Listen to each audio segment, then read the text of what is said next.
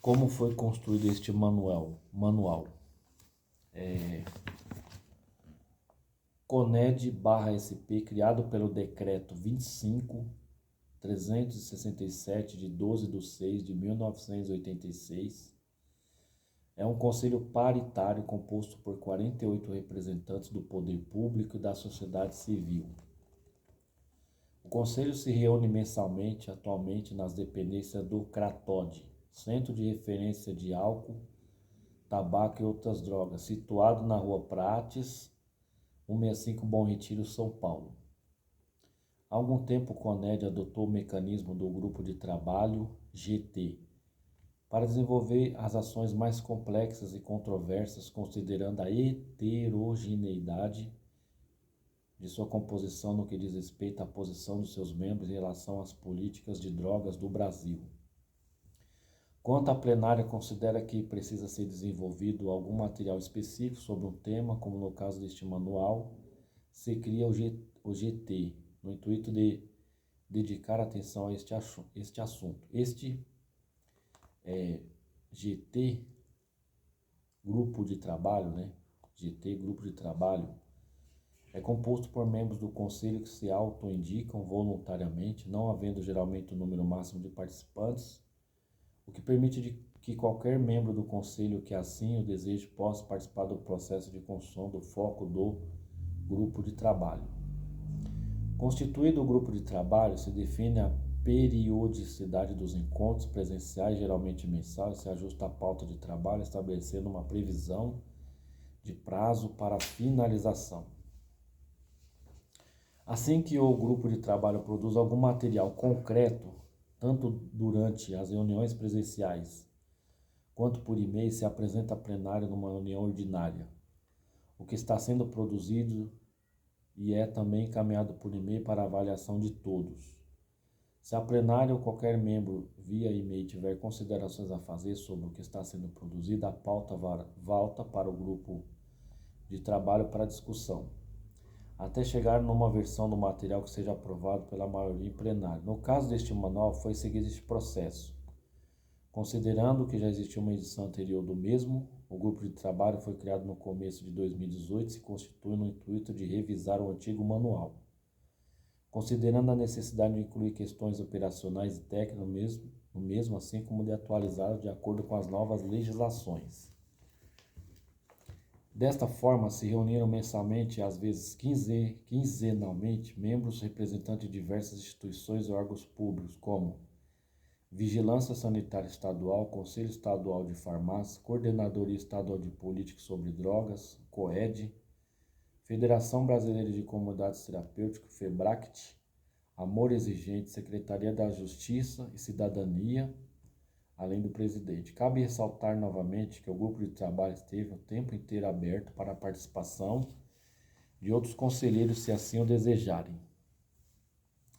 Depois de alguns encontros, o grupo de trabalho produziu a primeira versão da atualização que foi encaminhada para todos os conselheiros por e-mail, para ser lida e comentada por todos os membros do conselho que não puderam participar do GT, antes de votar a aprovação da versão definitiva. Desta forma, se garantiu a construção democrática e participativa, já que todos os membros tiveram acesso ao material antes de ser publicado e todos puderam se manifestar livremente, tanto por e-mail quanto durante as plenárias, nos diversos momentos em que o tema foi discutido, além, é claro, da possibilidade de todos os participantes do grupo de trabalho, se assim o desejarem. No final de 2018, já estava praticamente pronta a versão final do manual, porém com a mudança de governo, com a iminência de nova legislação, o grupo de trabalho considerou prudente aguardar mais um pouco para evitar que a publicação ficasse desatualizada em curto espaço de tempo. Desta forma, o Conselho teve mais um tempo para revisar e discutir as atualizações do manual. O grupo de trabalho adaptou mesmo as novas legislações para agora poder apresentar um material que é fruto do trabalho conjunto e democrático de um conselho extremamente heterogêneo que tem aprendido a conviver e aprender com as diferenças de visão do mundo e principalmente da política sobre drogas.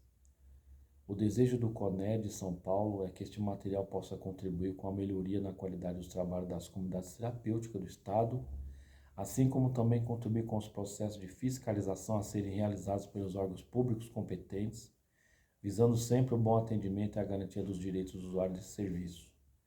Grupo de trabalho sobre as comunidades terapêuticas do CONED, o famoso aqui GT, certo? Então vamos lá. Comunidades terapêuticas no Brasil e no mundo. Isso aqui já vai demandar mais um tempinho. Eu vou dar uma corrida para ganhar tempo, tá bom? Comunidades terapêuticas no Brasil e no mundo. A ideia de comunidade como ambiente terapêutico sempre esteve presente ao longo da história da humanidade, fato que se evidencia em muitos dos relatos antigos, desde os protótipos de comunidades ascéticas, como os essênios de Gurun ou Gurun, Mar Morto, com regras de convivência muito semelhantes às das atuais comunidades terapêuticas, até os posteriores grupos de autoajuda, espalhados por toda a Europa e a América do Norte através do movimento humanista, baseado nas ideias de teóricos como Abraham Maslow, Carl Rogers e Rollo May. Na segunda metade do século XX, no ambiente mundial de pós-guerra, Maxwell Jones inicia um movimento definitivo de reforma da psiquiatria, desenvolvendo o método de comunidade terapêutica psiquiátrica, modelo já difundido antigamente de forma religiosa e não institucionalizada, sendo agora denominada de terceira revolução em psiquiatria. Maxwell Jones visava uma maior interação do paciente no seu próprio processo, fazendo-se este, assim, participe de suas pequenas conquistas cotidianas. Ele afirma que, de maneira recíproca, a total dependência e passividade precisa ser mudada a fim de permitir-lhe uma participação mais ativa em sua própria cura e na dos outros. Jones, 1972. O que caracteriza um modelo de trabalho chamado também de gestão compartilhada. Por outro lado, diversos grupos já vinham constituindo-se como organizações de trabalho em prol da recuperação do alcoolismo e da dependência química, como os Alcoólicos Anônimos, o AA, fundado em 1935, atualmente difundido a nível mundial. Em 1953, a iniciativa dos AA dá origem a uma nova abordagem destes mesmos princípios, quando é criada uma nova associação chamada de Narcóticos Anônimos, o NA, baseada nos membros nos mesmos 12 espaços, adaptados agora para a dependência não somente do álcool, mas também para outras drogas. Anos depois, em agosto de 1959, em Santa Mônica, Califórnia, foi fundada Synanon, primeiro protótipo de CT para a recuperação da dependência química da história, organizada por egressos do grupos de AA. Porém, o primeiro modelo autodenominado como comunidade terapêutica foi o Daytop Village, fundado em Nova York em 1963. Por Monsenhor William O'Brien e David Degt, este último dissidente de Synanon. O principal diferencial desta nova abordagem foi a inclusão de profissionais da área da saúde dentro da equipe e a estruturação de um método específico de trabalho que foi depois consagrado internacionalmente. Já no Brasil, em 1968, na cidade de Goiânia, nasce a primeira iniciativa brasileira de acolhimentos a dependentes químicos, o Movimento Jovens Livres, fundado pelo casal Pastor Paulo Brasil e Pastor Ana Maria Velar de Carvalho Brasil. A segunda iniciativa brasileira teria sido o Desafio Jovem, Teen Challenge Brasil, e a fundação da primeira casa de Goiânia teria acontecido em 1977, tendo como primeiro presidente o pastor Bernard Johnson, 5 anos depois do lendário pastor David Wilkerson ter vindo ao Brasil pela primeira vez em 1972. Em 1978 foi fundada a Associação Promocional Oração e Trabalho, APOT, hoje denominada como Instituição Padre Haroldo Hahn, que no mesmo ano iniciou os trabalhos na CT, Fazenda do Senhor Jesus para homens adultos, sendo a primeira CT do Brasil, já que foi o primeiro serviço a utilizar o método de CT, sendo este o método da ITOP já citado acima. Em 16 de outubro de 1990 é fundada a FEBRACT, Federação Brasileira de Comunidades Terapêuticas, pelo padre Haroldo Joseph Ram, pioneiro das CTs do Brasil, e pelo professor Saulo Montserrat, tendo como objetivo fortalecer, organizar, capacitar e assessorar as comunidades terapêuticas em todo o território nacional, além de atuar em parceria junto ao poder público na elaboração e execução de políticas públicas no que se refere à dependência química. A FEBRACT, portanto, foi criada objetivando contribuir nas ações referentes à prevenção, tratamento, recuperação, inserção social, construção de políticas públicas, formação de equipes e programas e representação nacional e internacional das CTs do Brasil. Partindo das normas de Federação Mundial de Comunidades Terapêuticas, WFTC, da qual a FEBRACT é representante oficial no Brasil, tendo a dimensão da problemática na América Latina,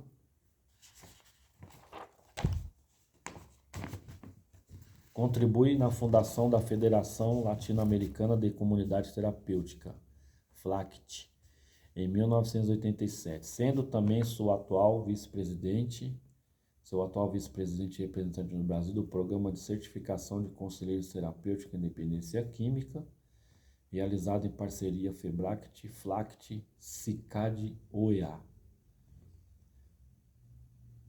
Em 21 de janeiro de 1995 é aprovado em Assembleia Geral da FEBRACT o primeiro Código de Ética das Comunidades Terapêuticas do Brasil, aprovado também pela Federação Mundial das Comunidades Terapêuticas em 24 de abril do mesmo ano, que deu embasamento para todas as legislações posteriores referentes à comunidade terapêutica no Brasil.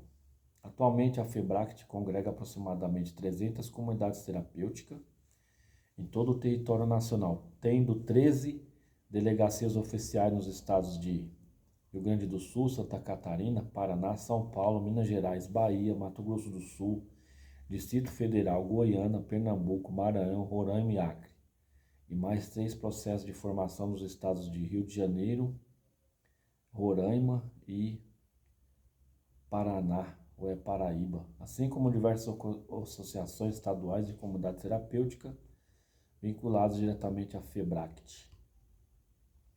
Também desenvolve desde 2014 uma parceria inédita com o governo do estado de São Paulo no gerenciamento de vagas em comunidades terapêuticas pelo programa Recomeço, uma vida sem drogas, através de um termo de colaboração com o estado e de um também inédito termo de atuação em rede com aproximadamente 70 serviços, com os quais realiza ações de monitoramento, suporte técnico e repasse de recursos.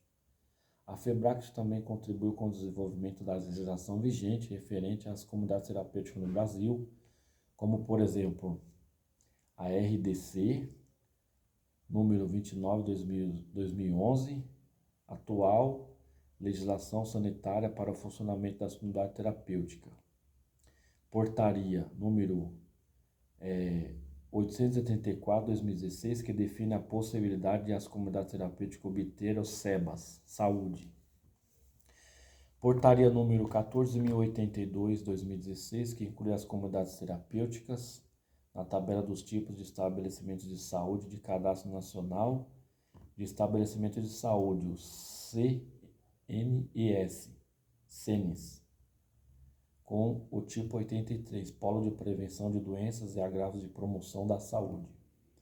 Apontamento de modificações na portaria número 3.088/2011, que inclui as comunidades terapêuticas no âmbito do SUS.